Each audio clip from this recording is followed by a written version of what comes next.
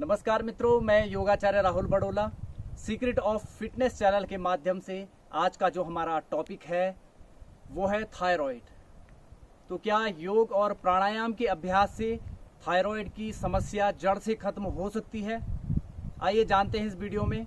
यदि आपने हमारे चैनल को सब्सक्राइब नहीं किया है तो इसे सब्सक्राइब कर लें और घंटी वाला आइकन भी अवश्य दबाएं ताकि हमारी लेटेस्ट आने वाली वीडियोस का नोटिफिकेशन आपको सबसे पहले। मित्रों, आजकल के दौर में थायराइड एक आम समस्या बन चुका है। लोग इसके लिए बहुत उपाय करते हैं, सर्जरी करवाते हैं, बहुत प्रकार की जो मेडिसिन्स हैं उनका यूज़ करते हैं, परंतु उससे भी इतना फ़र्क नहीं पड़ पाता है।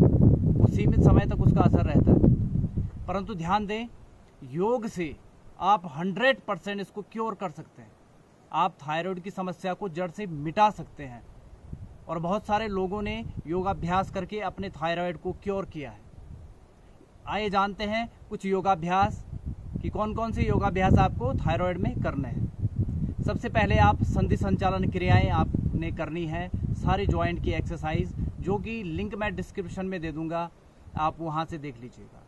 जो उसके बाद जो आसनों की बारी आती है, सबसे पहले आसन है वज्रासन। तो आपने सुबह शाम भोजन के बाद में भी आप वज्रासन में बैठ सकते हैं और वज्रासन में बैठ कर भी भोजन कर सकते हैं। इससे आपका डाइजेस्टिव सिस्टम एकदम मजबूत रहेगा, अच्छा रहेगा। दूसरा जो आसन है वो है कंदरासन, यानी कि सेतुबंध आसन। तो सेतुबंध आसन को आपने पहले शवासन में लेट जाना है। आपने इस प्रकार से शवासन में लेटने के बाद में दोनों पाँव को आपने मोड़ना है इस प्रकार से, और पाँव को मोड़ने के बाद में धीरे धीरे करके अपनी कमर को ऊपर उठाना है और दोनों हाथों से कमर पे सपोर्ट करना है। धीरे धीरे कमर को और ऊपर की तरफ प्रेस करना। आसन में आपको कम से कम शुरू में 10 सेकेंड, 20 सेकेंड, 30 सेकेंड, ज़्यादा से ज़्यादा भी आप इसमें रोक सकते हैं। ध्यान रखें, 5 बार इसका अभ्यास करना है आपने और ज़्यादा से ज़्यादा ऊपर की तरफ आपको दबाव डालना है। इसको ब्रीदिंग के साथ में भी कर सकते हैं आप। ब्रीद आउट में नीचे और ब्रीद इन करते हुए ऊपर। ध्यान रखें, गले में अच्छे से दबाव पड़ना चाहिए, क्योंकि थायराइड जो ग्रंथि है, हमारी ग्लैंड है, वो हमारे गले पर ही है और वहीं पर हमको प्रेशर डालना है। धीरे धीरे वापस आए। इसके बाद जो तीसरा आसन है वो है हलासन के लिए भी आपने इस प्रकार से लेटना है।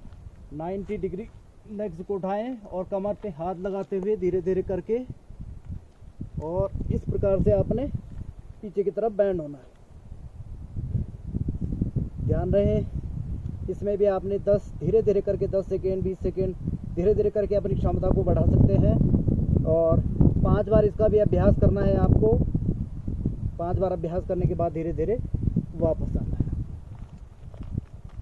यदि कर सकते हैं तो सर्वांगासन भी करें। इसी प्रकार से अपने पाँव को ऊपर उठाना है और पूरे 90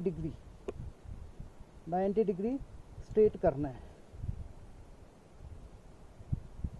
इसको भी आप धीरे धीरे शुरू में 10 सेकेंड धीरे धीरे करके आप इसकी भी अवधि बढ़ा सकते हैं। इसका बहुत अच्छा प्रभाव पड़ता है हमारे थायराइड पे। वैसे ही इसका नाम सर्वांग आसन है। ये सभी अंगों के लिए बहुत उपयोगी है। इसका नियमित अभ्यास करें। उसी प्रकार से आपने इसमें भी धीरे धीरे वापस आना है। और इस आसन को करने के बाद आपने मत्स्यासन करना है। यदि आपसे पद्मासन नहीं लगता तो आपने इस प्रकार से कोहनियों की मदद से अपने सिर को नीचे टच करना है और अपनी पूरी बैक शोल्डर को उठा लेना है। थाइस के ऊपर दोनों हाथों को रख लेना है। तो इस प्रकार से आपने अभ्यास करना है इसका। 5 बार इसका भी अभ्यास करें। यदि आप पद्मासन लगा सकते हैं तो पद्मासन लगाने के बाद में दोनों अंगूठों को पकड़ के और इस प्रकार से आपने मत्स्यासन करना है। और फिर धीरे धीरे वापस कुछ देर फिर शवासन में आप विश्राम करें। ये तो थे हमारे आसन जिनका आपने नियमित अभ्यास करना है। तो मित्रों, आसनों के बाद में हम करेंगे प्राणायाम।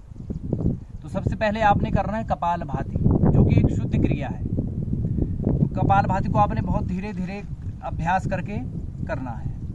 पेट को अंदर की तरफ आपने पंप करना है, श्वास को पूरे जोर के साथ में आपने पूरा बाहर निकालना है। ध्यान रहे, जब भी आप श्वास को अंदर भरेंगे तो अंदर आपने फोर्स नहीं लगानी, जोर नहीं लगाना है आपने। पेट को जैसे जैसे आप बाहर की तरफ ढीला छोड़ेंगे, श्वास स्वतः ही आपके अंदर प्रवेश कर जाएगी। एक बार देखें, इसी प्रकार से अभ्यास करें।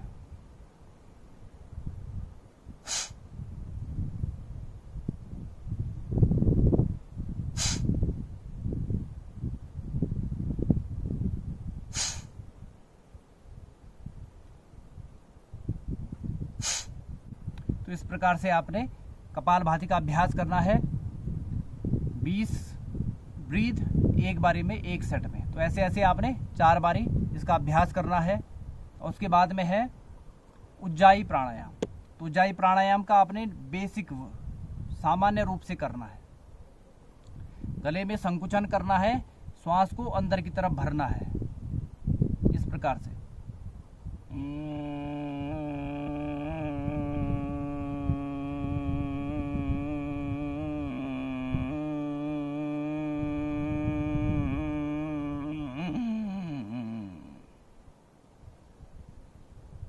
और फिर बाएं नाक से श्वास को पूरा बाहर छोड़ दें।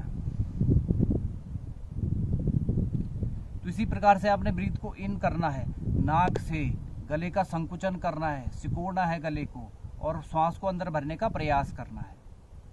इसके बाद इसी प्रक्रिया को आप दोहरा भी सकते हैं। उल्टा, श्वास भरने के बाद में और गले पर आपने गले को सिकोड़ के और श्वास को बाहर की तरफ छोड़ना है, इस प्रकार से।